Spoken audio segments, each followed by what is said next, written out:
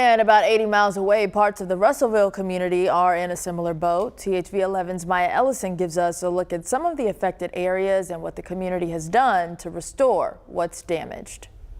Well, just to show how strong yesterday's winds were here in Russellville, I'm here on South Omaha Avenue, and what you see around me are pieces of someone's roof completely torn apart due to yesterday's storm.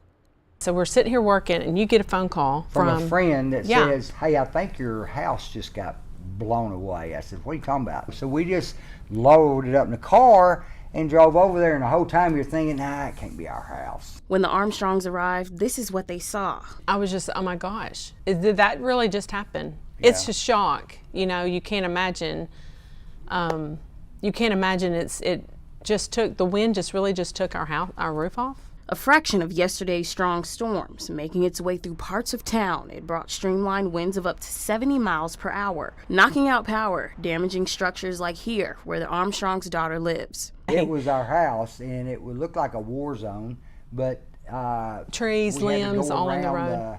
Had to drive on the sidewalk because part of our roof was in the road. And they're not the only ones. Down the road at Arkansas Tech, heavy winds left damage on parts of campus. I had a couple of places where some fairly large limbs were down, including right behind us here, where unfortunately the limb fell on the cars of 3 different individuals here at Arkansas Tech. The cars now completely totaled. Director of University Relations Sam Strasner says no injuries were reported, but the storms were something he hasn't seen in quite some time. The rain was coming in absolutely sideways, and so that was kind of the first indication that there was something unusual happening. Today, the beginning of the restoration process. Our Office of Facilities Management took up the task of removing not only this large limb here, but a couple of other places on campus. The Armstrong family shares similar sentiments of neighbor helping neighbor. They all went to their house and got a hammer, while I went and got nails.